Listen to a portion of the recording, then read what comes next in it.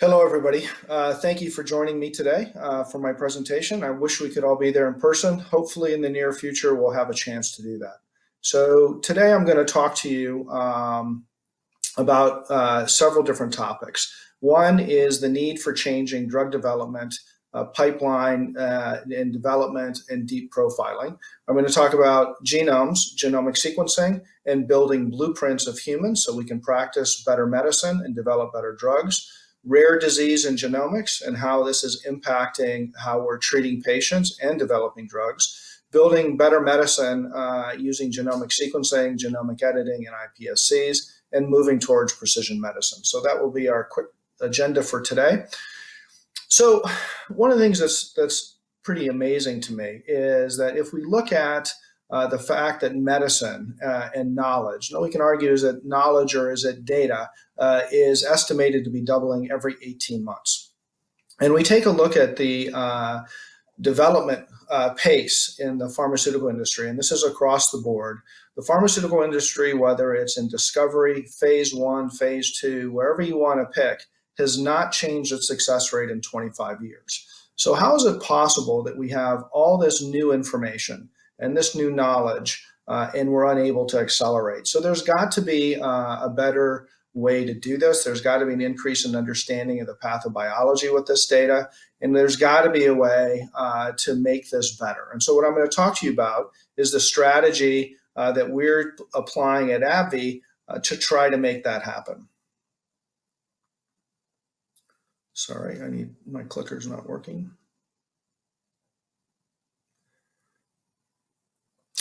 So one of the things I like to start off with, this is a little bit of a silly example, but healthcare is about averages and the fact that your doctor has no blueprint. So if you take a look at these two individuals, they're very different in size, but their direction says, if you have a headache, take 2 aspirin. Now, I think we could all agree that Shaq O'Neal should probably take more than 2 aspirin, and we can probably agree that Danica Patrick should probably take less than 2 aspirin. And so, in fact, Shaq O'Neal should probably take 4 aspirins, and Danica should probably take 1. Yet these two individuals are 99.9% identical to each other. So here's the point. Here's a simple example of a medicine that is taken around the world every day. And in one case, one patient is over-medicated and the other it's under-medicated. So how can we change this? Well, if we really want to get to individualized medicine and precision medicine, we really need to go in and be able to build a blueprint for these individuals. So how would we do something like that? Well, and why would we do that, I guess I should say as well, is if we think about this, is that back in 2015, Nelson et al. Published a paper that said if you used human genetic information, you could double the clinical success rate in a pharmaceutical company. And so we've gone on to actually do this prospectively, and we actually agreed with Nelson et al. That indeed we should be able to between 2 and 4x increase the probability of success using genetics. And so we're using this information at Abbvie to drive our pipeline.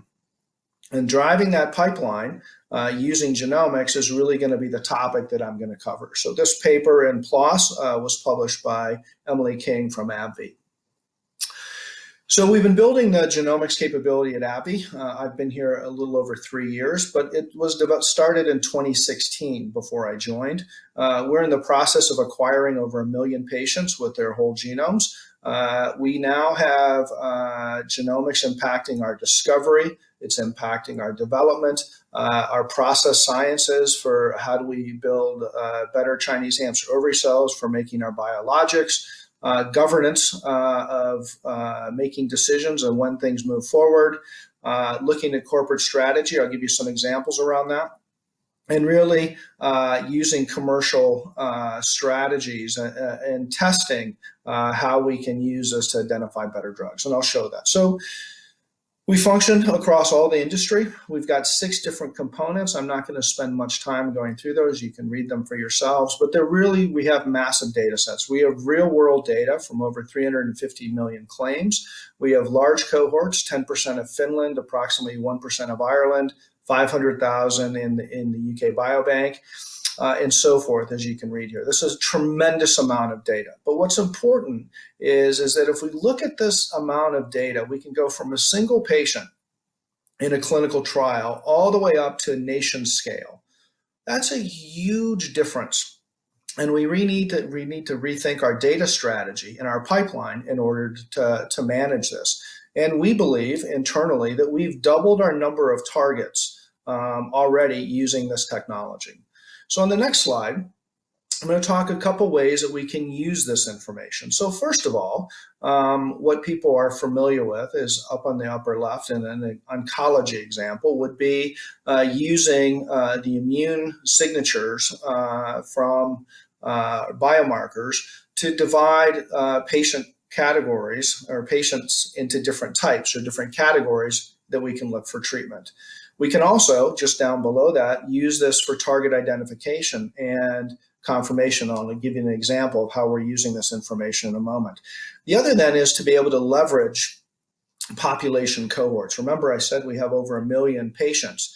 So how would we use that information? In some senses, we can think about using this as a computational or an in silico strategy for doing clinical trials. Now, you might be skeptical as to whether or not this would be interesting or not, or even if it would work. But to the far left, I show you an example, and this is actually a true example that we did. It's, of course, retrospective, but in our case, Humira, our number one drug, responds to impacts TNF. So what if we had had this information? So if we had gone in and used these population cohorts, we would have been able to show that these different indications, in fact, all 5 of these indications, 6 indications, are the 6 indications that we're using to treat in the clinic today. If we could have used this information ahead of time, it would have accelerated our time to market. It would have gotten the drugs to patients faster because we would have known which indications. And these 6 indications are not rank ordered or picked based on what we're treating them. This is actually the results that came out of this analysis that told us indeed that each one of these indications is an appropriate place for us to treat.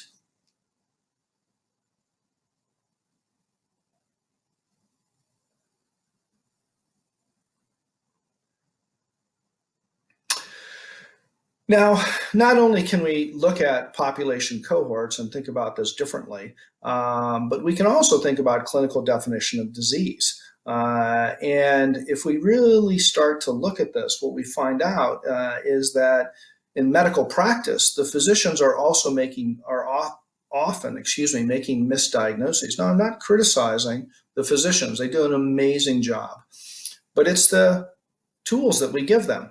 You know, what if we gave them better tools? Could they practice better medicine? And I think the answer is yes. And so I'm going to give you an example of what the impact of this is.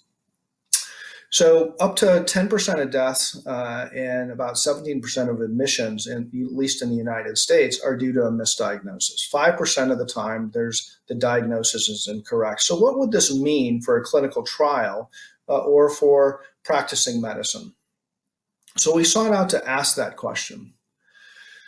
So we have a cohort for multiple sclerosis, and we have real-world data from Mendelian and inherited diseases that we think could be mimicked inside multiple sclerosis. So we did an analysis of 8,000 patients with whole genome sequencing that have a diagnosis of multiple sclerosis.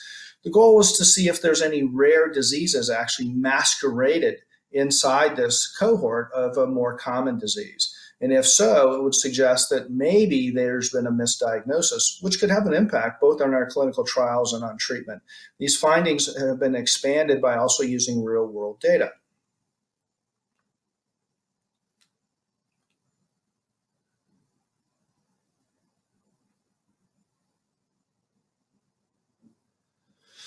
So here's the results.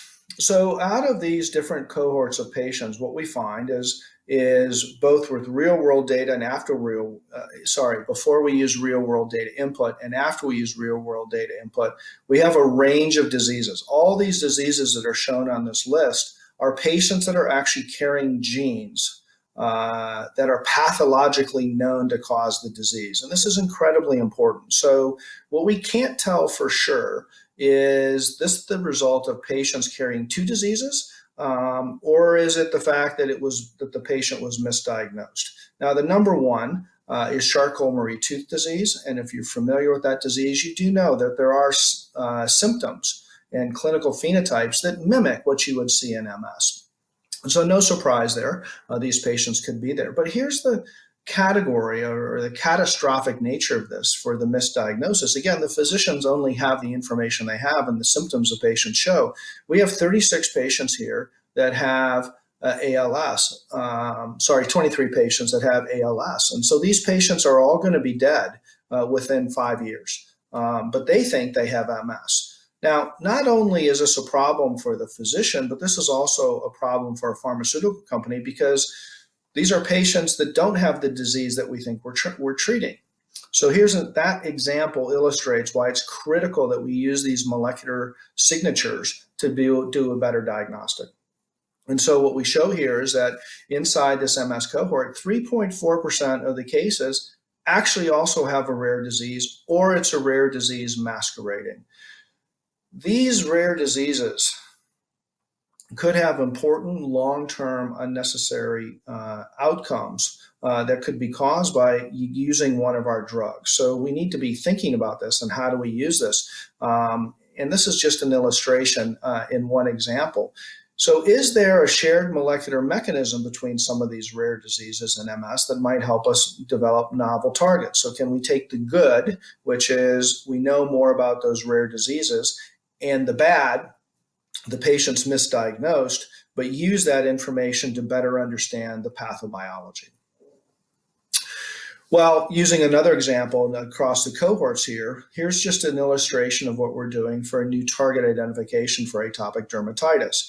And so what we're using, this graphic is showing, is that we're utilizing our range of human genetic resources. We're using both our cohorts that are external, as well as our internal clinical characterization and our clinical trials to leverage these different pieces of information.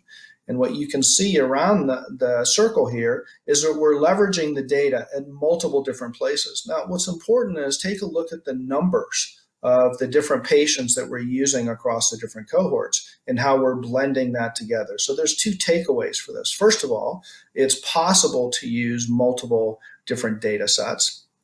Second, there's power in using these multiple different cohorts. And with the data, this can all be done in the computer or in silico, which should accelerate the overall process of discovery. And I'm just going to give you a couple of examples in a little bit more detail. This is just the general framework of thinking about this.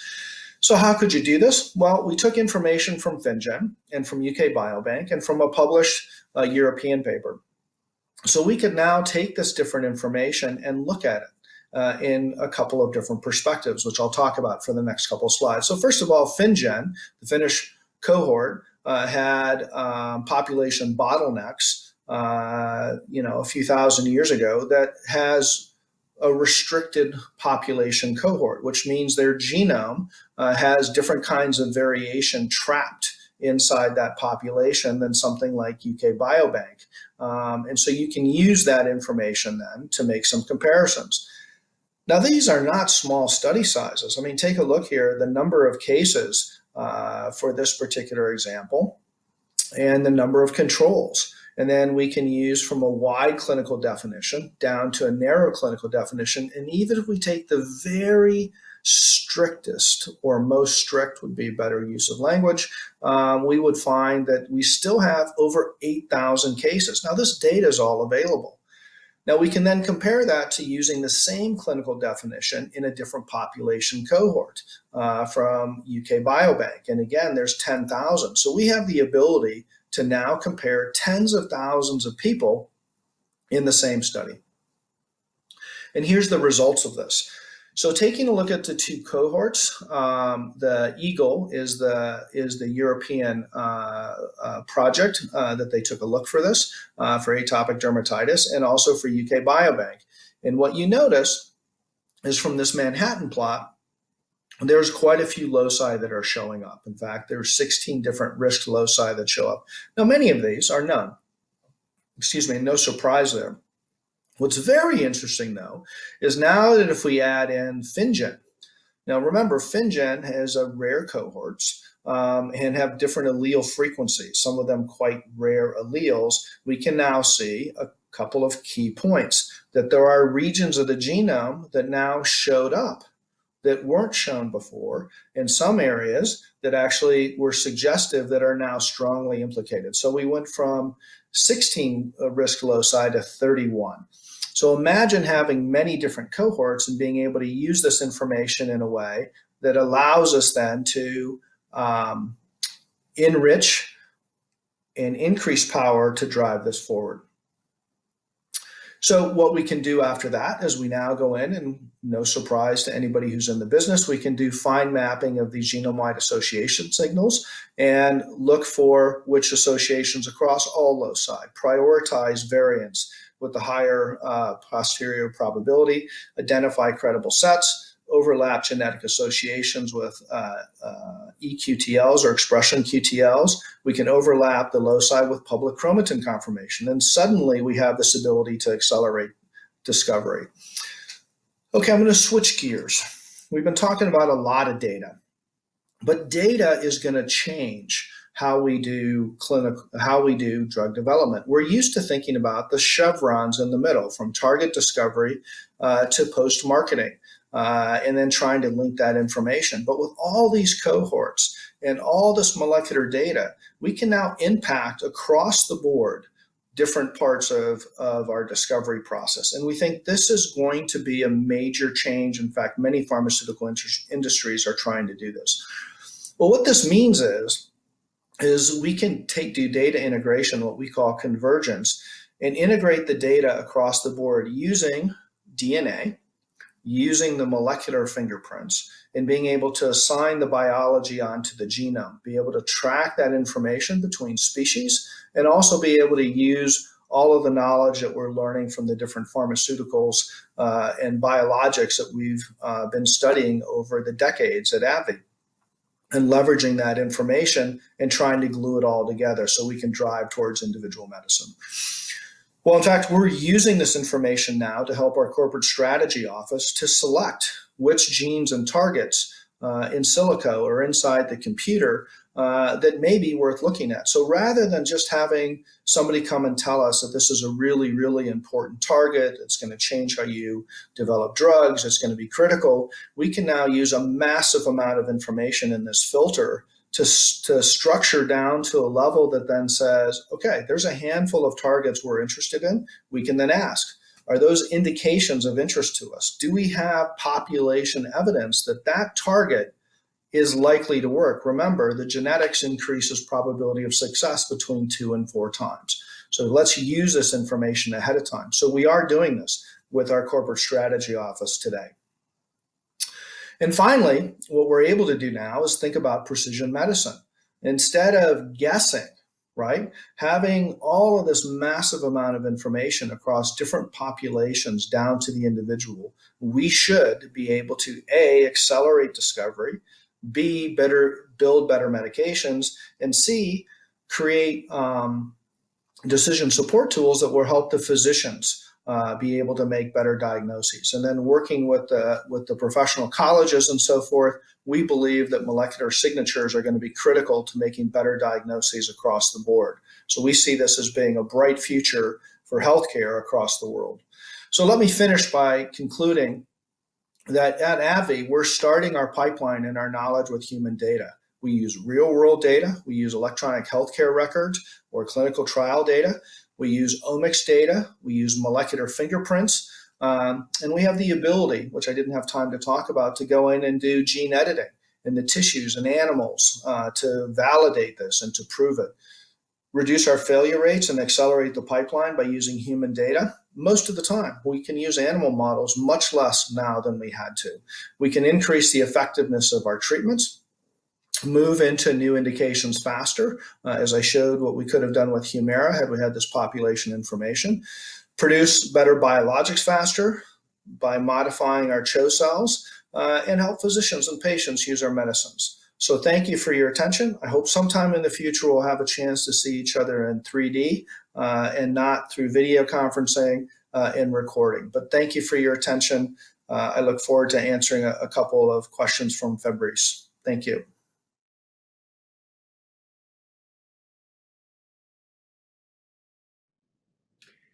Thank you very much, Howard, for this wonderful presentation.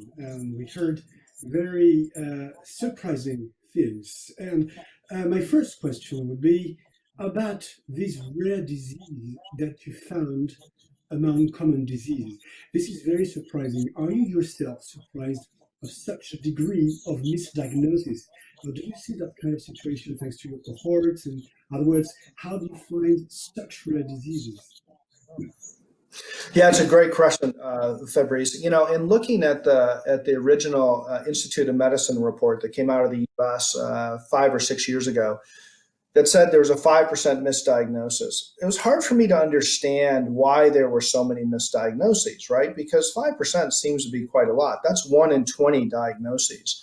But if we look at the MS cohort, I mean, it's about 3.4%. So it's right in a line with what we would anticipate. But I will tell you that looking at some of our other clinical trials, it's as high as 15% of a misdiagnosis that we're seeing inside these cohorts. And so what I think it tells us is two things. First of all, before I say anything, again, if there's any physicians that are listening to this is not a criticism of the physicians. This is the information we give the physicians to practice medicine on. If we give them better data, I'm sure they can make better diagnosis, but it just illustrates the fact that the tools that we measure don't have very good resolution. So number one is we need to have better resolution for the symptoms, right? It can't just be that somebody has a headache. There's a tremendous number of things that have a headache. In fact, COVID-19 has illustrated to us the complexity. Is that a cold? Is that a flu? Is that COVID-19? Because there's so many overlaps. So we can do a better job being able to do that as number one. Number two, it really tells us that some of these clinical endpoints that we're looking at overlap in pathways that may be very important to go in and understand, and gives us hope that maybe some of these masquerading rare diseases have some common denominators with the common diseases, and we can benefit both. About now, another point that was pretty interesting in your presentation, you talked about machine learning and artificial intelligence. What does data integration mean for long-time discovery? Because you said we don't get breakthrough in spite of the great amount of progress in data. So do you feel a change in paradigm? For example, do you think that we can change and raise that flat rate of drug discovery in the future? Yeah, I really think so, Fabrice. You know, being new to the pharmaceutical industry, I've been surprised. I mean, actually really amazed with the volume of data that we have. It's an extraordinary amount of data. In fact, it's so much data, it's impossible for an individual or even teams of smart people to go through all the data. I mean, we've really changed, you know, we've saturated, if you will, what a human can process. And that's what computers are really good at, is taking that saturated data and finding signals and correlations and so forth along with it. And what I believe we're going to find with time is that we're going to be able to de-risk our targets using these clinical, computational, in silico programs to allow us now to say, you know what, this target or this drug we're going to work on has a higher probability of success because we use the computational information at the beginning, instead of waited till we did all these experiments and tried to figure out, well, geez, why didn't it work, right? That's a huge change. So it's not so expensive to do the work in silico. It's expensive to get the data in place. But once you have that, right, then we should be able to accelerate the pipeline just because we've reduced the number of failures computationally. And I think that's going to be a huge change, not to mention a chance to practice better medicine for the physicians. Okay, but as soon as we talk about data and this volume of data from people, there is fear in population about the use of such data. So what big challenges will you face or are you now facing because of that volume of data? Yeah, I don't know all the rules in Europe as well as I do in the United States, and even in the United States, it's quite difficult, right? I mean, your privacy laws that have recently come out have done two things, right? So first of all, it's created a policy framework about what we need to do to share data and what people's individual rights are. So that's one thing, and at one level, you could say, well, it's onerous, it's more paperwork, it's whatever. I actually don't see it that way. What I see it as is we now have a framework of a way to build trust between what we want to use with somebody's data and how we want to use their data to benefit people. And being able to be clear about that and having rules about how we do this, the way we do this, and you knowing what it is. So if you were to give your genome, Fabrice, and your medical information, and we could follow you with time, we've now built a framework for a relationship, and I think that's really, really important. Instead of, we come and we take your data, and you don't know we're taking your data, and suddenly it shows up. That break in trust is actually against what we do in medicine, right? In medicine, that's a sacred Hippocratic oath between your physician and the patient. And I think we're trying to do the same thing. And I think these policies that are in place and the ethical frameworks are really designed to build that trust and build that relationship so people can benefit and not be taken advantage of. And I'm encouraged. It doesn't mean it's easy. It doesn't mean we don't have a ways to go. But I do think we're on the right path towards building that trust. Okay, thank you very much, Howard, for your participation, that great presentation and these answers, which are really fascinating for the future. Thanks a lot. Thank you very much, Fabrice. Nice working with you.